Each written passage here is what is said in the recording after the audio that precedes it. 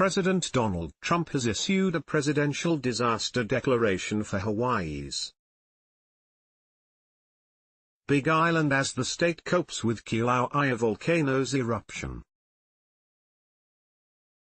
Hawaii Governor David Ige said on Friday the declaration means federal assistance will be available as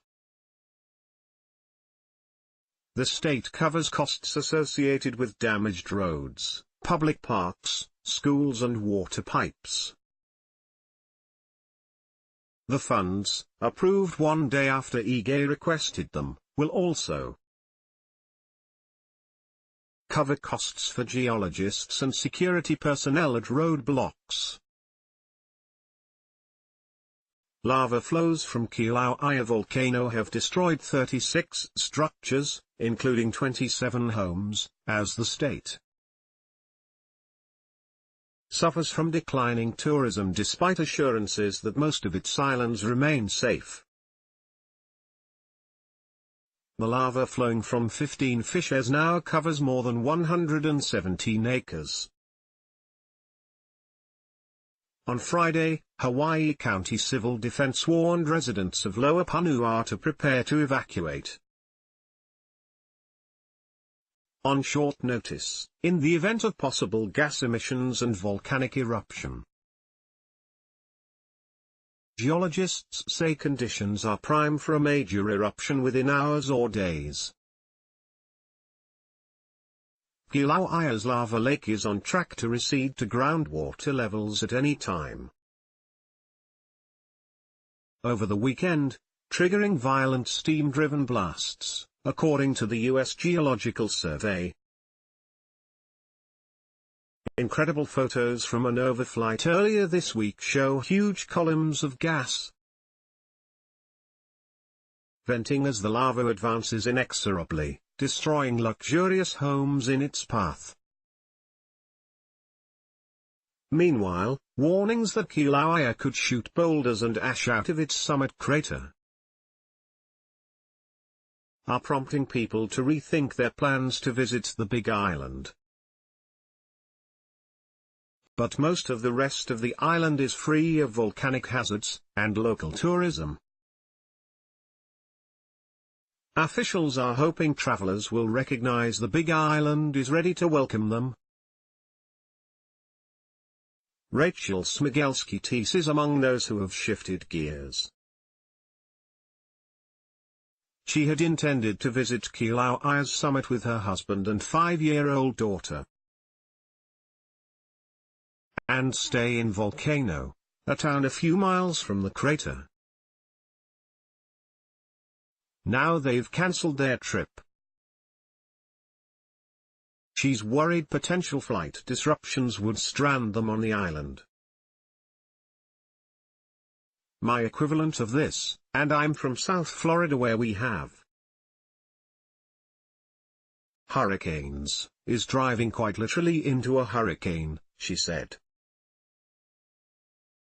Hawaii officials have had a busy month pleading with travelers to keep their plans even as dramatic images of natural disasters afflicting the islands have bombarded televisions and social media feeds. In April, floods on Kauai Island made travelers nervous. Then last week, it was Kilauea volcano sending 2,200-degree lava bursting through cracks into people's backyards in the Leilani Estates neighborhood.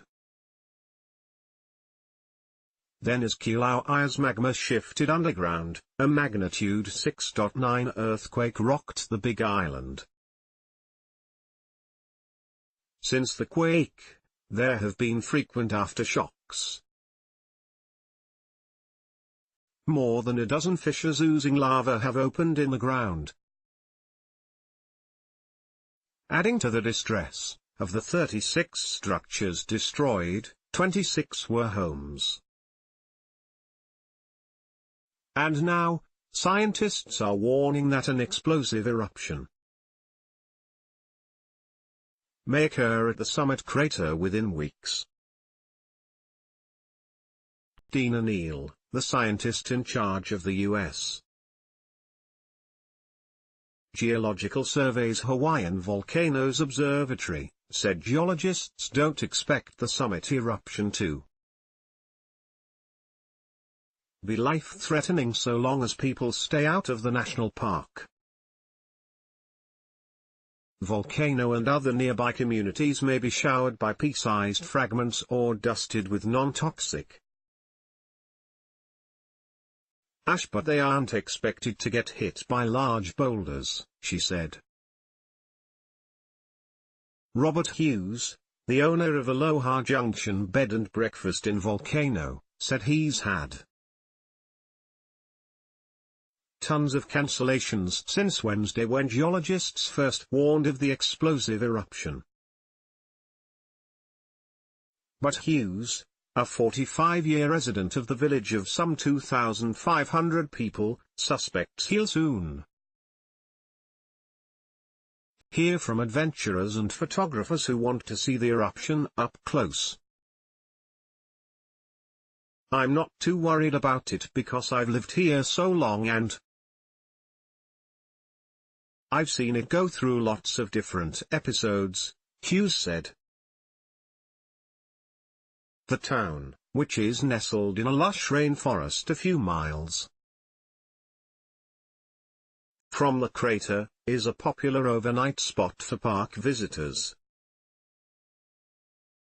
Hawaii Volcanoes National Park's decision to close Friday due to the risk of an explosive eruption will discourage travelers, said Janet Coney, the office manager at Kilauea Lodge, an inn in Volcano. The lodge, which has 12 rooms and 4 cottages, has had a handful of cancellations. Coney is anticipating more depending on what happens. There are also further potential risks where lava has been erupting. 25 miles east of the crater in Leilani Estates, scientists said the molten rock there could start moving faster if fresher, hotter magma emerges from the ground. Neil said a chemical analysis of the lava that's erupted since last week indicated it's from magma that had been stored in the ground since a 1955 eruption. It's been sluggish and somewhat cooler as a result, she said. But Kilauea could release hotter, faster moving and more voluminous lava because magma has moving into the area from further up the volcano, she said. The CEO of the Hawaii Tourism Authority, the agency that markets Hawaii to the world, said Kilauea is being monitored around the clock to provide the public with the best information. But George C. Getty noted that the Big Island is immense and there are large parts of the island unaffected by the volcano, like the town of Kilauea, which is home to vast cattle ranches and Hawaii's own cowboys, called Paniolo. The coffee farms on the Kona side of the island, which is more than 100 miles, 160 kilometers, away from where lava is erupting. There's also the night sky visible from the 13,803 foot, 4,207 meter, summit of Mauna Kea, there. Island's tallest peak and the location of some of the world's most advanced telescopes. Ross Birch, the executive director of the Island of Hawaii Visitors Bureau, said officials walk the fine line. We know what people are going through in Leilani Estates. And we don't want to seem callous and inconsiderate in our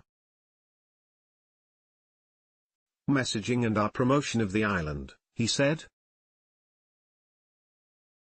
At the same time, tourism is the island's biggest industry and people's livelihoods are dependent on visitors coming, he said. We want to make sure that everybody is still working and people have jobs to go back to, Birch said.